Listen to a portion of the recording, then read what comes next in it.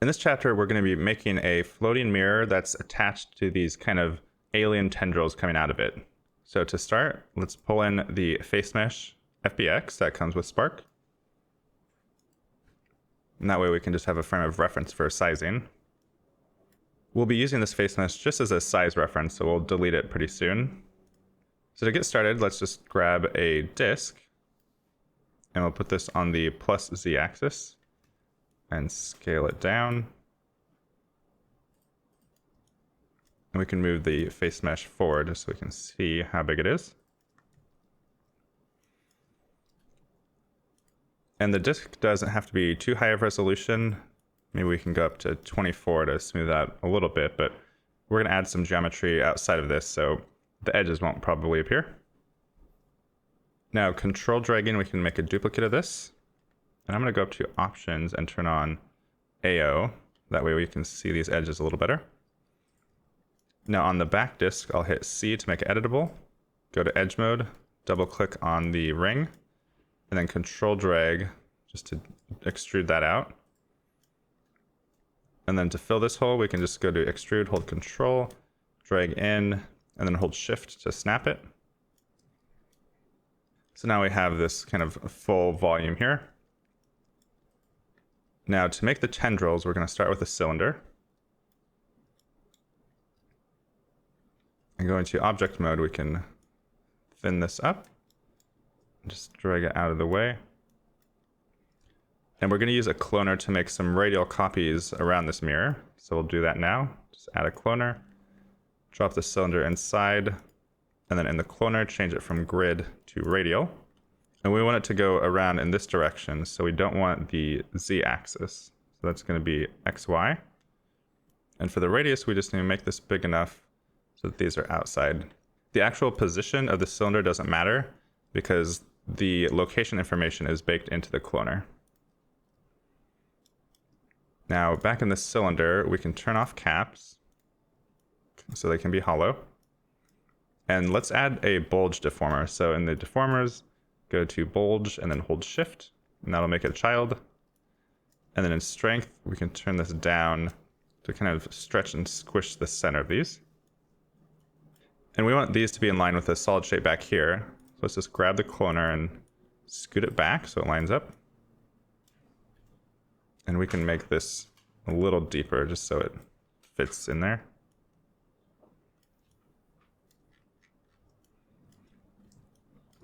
So now it looks like we have a starfish, which isn't totally ideal. So let's increase the count.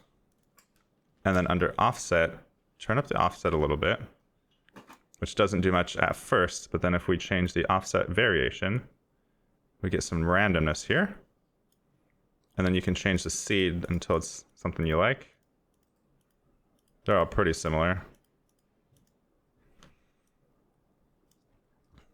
And you can turn this up as much as you want, but I think maybe between 7 and 9 is good.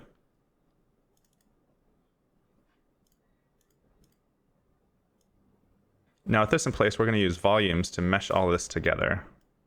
So let's actually turn off the disk, and the face mesh we can delete. So now if we go up to volume, let's add a builder and a mesher. And then for the builder, we can drop in the entire cloner.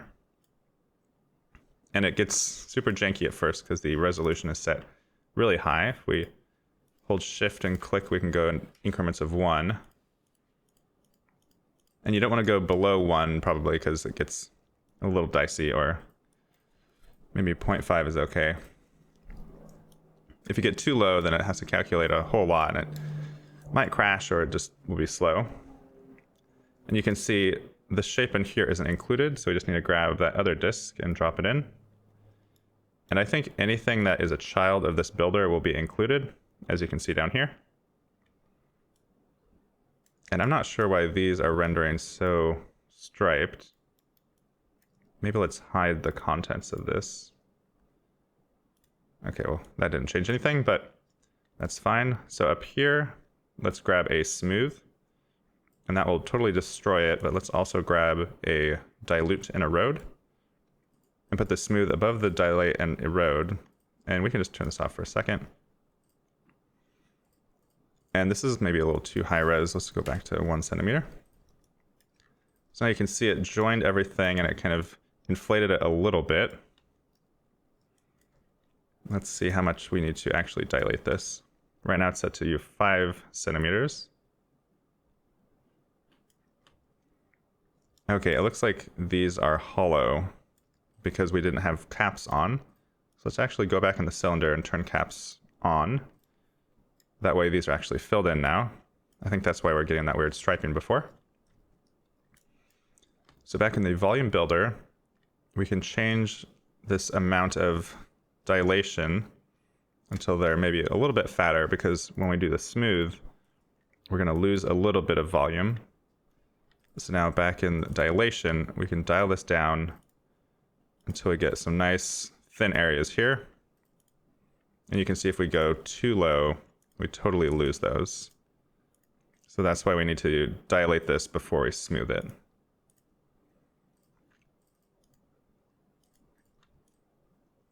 So you can just fiddle with this until you get a nice kind of smooth edge around all these. And because we have this middle shape, we get this nice base rounded area here. And so with that, we can drag this into the volume mesher, and we get this really nice mesh. I'm going to turn off the grid. So now we get this really cool shape that has a perfectly flat front face, but some nice organic little tendrils coming out of it. And what's great about this is you can go back into the cloner and increase the count. And it takes a second, but it'll calculate it and it'll just all still work. And you can see when it's overlapping, these kind of webbies go further out, which is a pretty cool effect.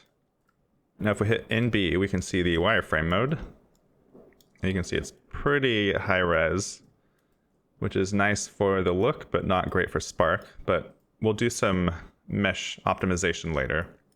So we can keep it as is for now.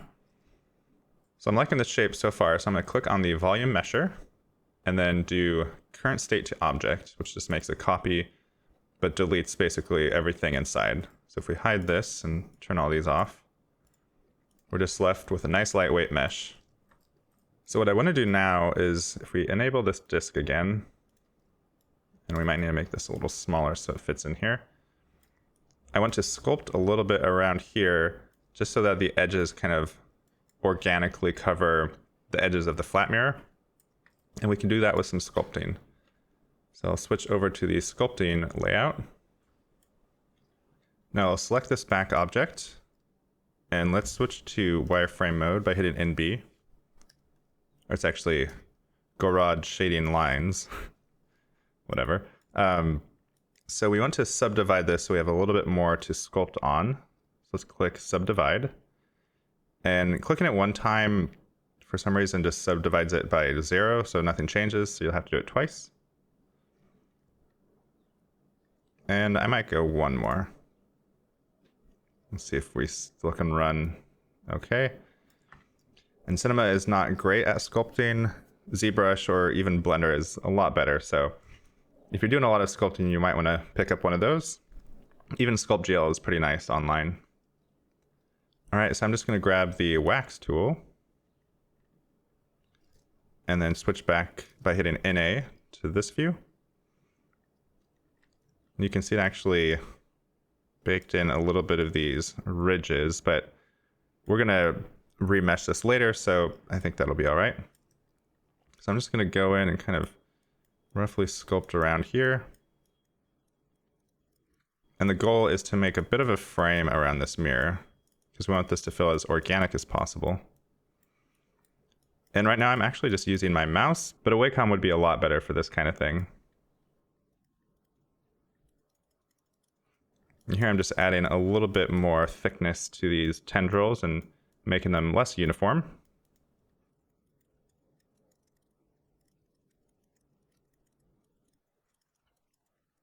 And again, I'm not a pro sculptor, so I'm not especially proficient in sculpting. So you could obviously take this a lot further and add more tiny details, or maybe study anatomy more and have some more kind of muscular tendon looking things coming out of this.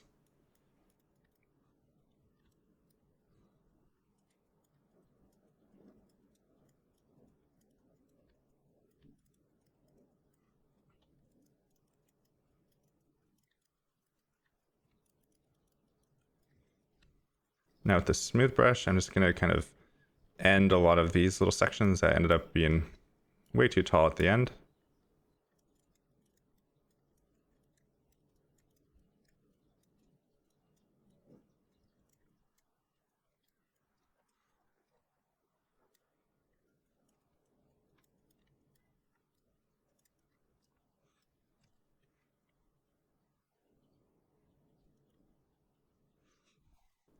So that should be creepy enough. Now let's switch back to our startup user view. So I'll go ahead and delete this volume mesher because I've already saved, and I'll save up just so that we have a copy of that in the previous version. Now taking this volume mesher, I'm going to control drag to duplicate this. And on the duplicate, I'm going to delete the sculpt tag, and you can see that removed all the sculpt, but we still have the full resolution here, pretty high res. I'll turn off the disk. And then for the sculpted version, we have a lot more geometry and we have the sculpt intact. So back in the unsculpted version, I'll select this, and under the subdivision icon, we'll add a remesh, and holding Alt will make it a parent. And right now the mesh density is set to 100%. So if we go back, looks like nothing has happened because I think, oh, okay, well, there it worked. Now, obviously, this is still pretty high res. So if we change the target mode from density to polygon count, we can enter a much lower number. So let's try 5,000. And this does a decent job. If you're willing to spend a little bit of money, you can actually use the Quad Remesher extension. And then let's try 5,000 again and see if this does a better job.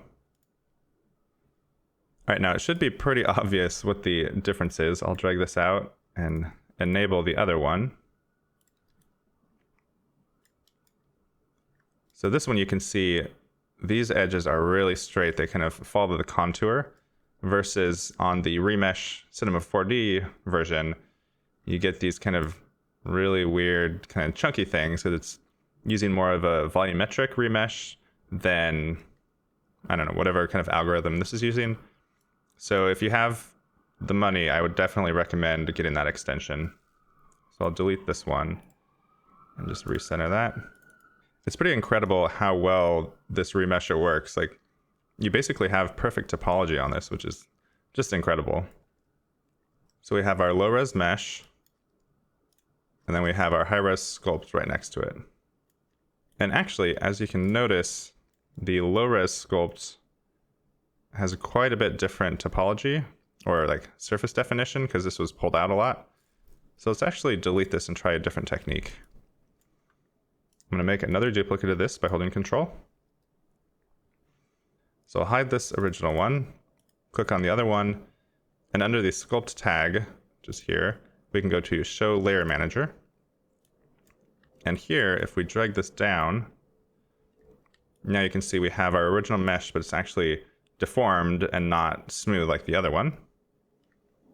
So we can close that, and then here, click Freeze just to make sure that's set. And there's probably a proper way to do this, but if we want to save this information of the sculpt tag in this mesh, we can just add a null, drop this as a child of it, select both of these, and connect and delete. That removes the tag, and we still have all the sculpted information. So this is what we want to actually remesh. So I'm going to do this again. Extensions, Quad Remesher, or you can use the remesh inside of here.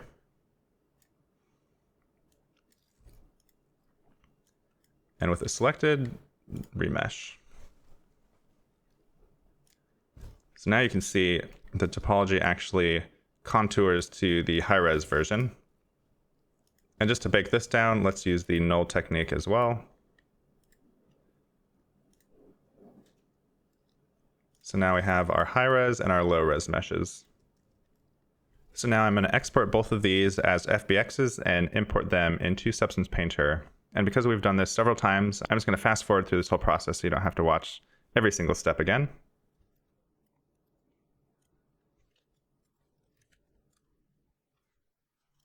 And I haven't unwrapped this low-res mirror, which we eventually need to do, but I'm going to see if Substance Painter will do a good enough job at auto-unwrapping that. So I'm just going to leave this as is.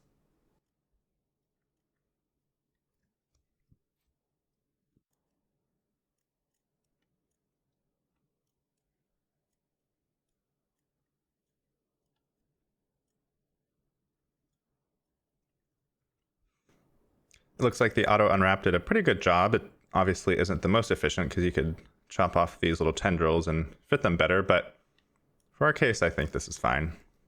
Now to bake the normals, we just go to Texture Set Settings, scroll down to Bake Mesh Maps, increase to 2K, grab our high def mesh,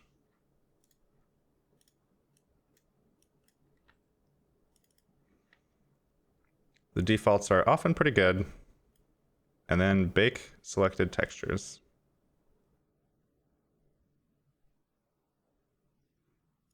Now you can see those normal details all baked in. I'm not going to spend too much time making materials for this, so I'm just going to use a few of the smart materials probably, or maybe something from the source library.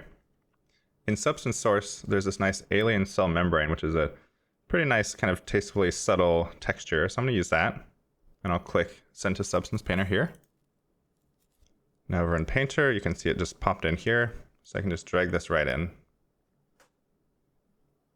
And under presets, we can see our options. So I think the scale of this could be quite a bit larger.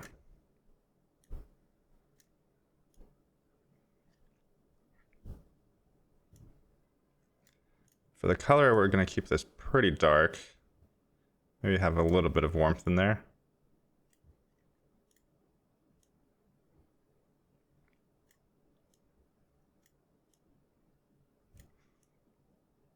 Maybe a bluish tint for the subdermal color.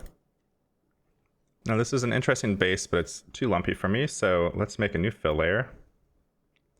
And we'll turn off everything except normal. So if we switch from base color here to normal, we can see what's going on. Now it's set to normal DT, which is detail. I'm just going to go all the way back to normal. Okay, well, switching back to the alien cell membrane, I see that normal is not checked and height is, so that's what we need to work on. So back in this fill layer, we'll turn off normal, turn on height, and then we'll switch over to the height channel. And right now this is set to linear dodge. Let's change this to normal. So now it totally nullifies any height information because it's just applying right over it. So now with this slider, we can kind of control the intensity of this underlying height information. So I just want a teeny bit there. Now let's make another fill layer. We can delete this empty top one. Now in the shelf here, let's see what texture maps have been baked out. Under project, we can make this bigger. We have the ambient occlusion, which is always nice. So let's drag that into the base color and then just set this to multiply. But first make sure we're in base color. And let's turn off all the other channels while we're here. So we just have the base color that we're affecting, and it's set to normal. We need to change this to multiply. Okay, well, it's really subtle since we have a black material, but adds a little bit of shadowing in the corners. Now let's add another fill layer, grab the curvature map for this one, and drag it into the base color. And we'll turn off all these other channels as well. And this one, let's try overlay. And you can see the changes are subtle, but it just helps highlight some of these smaller details here if I flick that on and off. Now I think that'll do it for me. If you want to go in and paint any more details or get a little bit more fleshy, feel free. But I'm sticking with kind of just a darker, smoother, shiny thing, so that's my vibe at least. Now under File, Export Textures, we'll use the Spark AR Studio preset, ping 8-bit, set it to 1024, and then make sure to set the file path. And then click Export.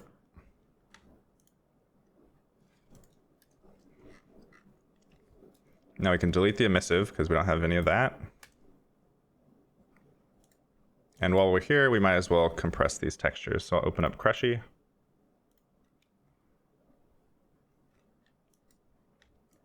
Drag these in. And right now they're pings, but we can convert them to jpegs because I think they'll be a little smaller that way.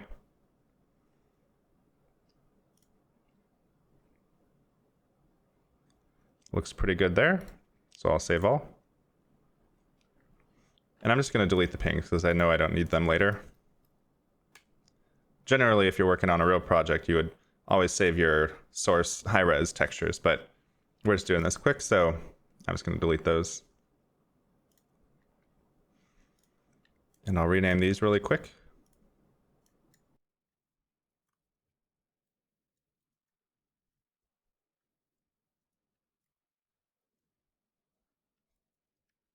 And remember, we did unwrap this in Substance Painter, so we need to make sure we export this mesh as well.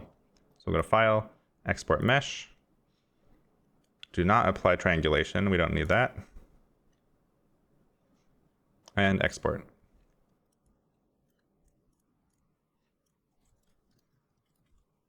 So now we can go back to Cinema, and we need to drag in our new unwrapped model.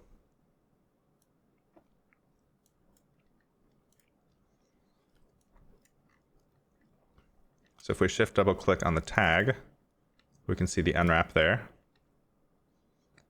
Super inefficient, but it works. And to test the texture, we can just drag that in as well.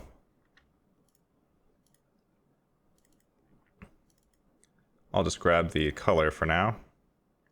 And I can just drag that directly onto the model. And it is kind of hard to see actually, so let's open up this material and then in normal, turn that on and drag in the normal map as well. And under viewport, we'll change this from default to 1024.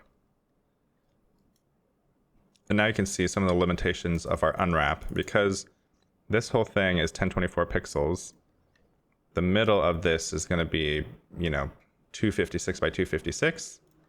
So you do see a fair amount of pixelation. So as long as you stay far away, it looks great.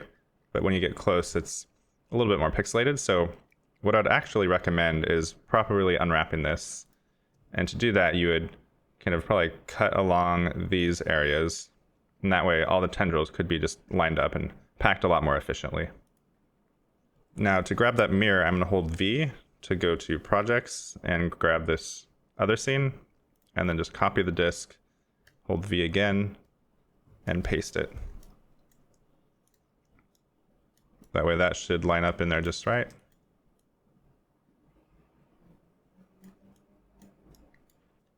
And the default light in Cinema 4D is just kind of like above and behind wherever you move the camera. So if we just drop in a point light, we can kind of just get a better look of this while we work on it. That way when we move around, we're not seeing highlights all the way over here, because if I turn that off, it's just kind of bland looking. So add in one light just helps preview things a little nicer. You could even drag one behind and get a little bit of a rim light, you can see there. So up next, we're going to rig this whole thing.